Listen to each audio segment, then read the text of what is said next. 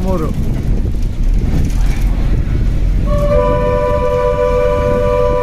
తెనాలి జోలపాలెం ప్రయాణంలో వేమూరు.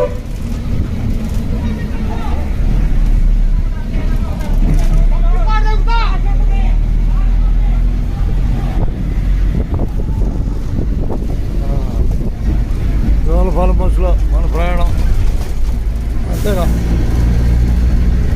వస్తూ దంపల్లో నడక. అబ్బాయి ఊరు వేమూరు, అబ్బాయి ఊరు వేమూరు.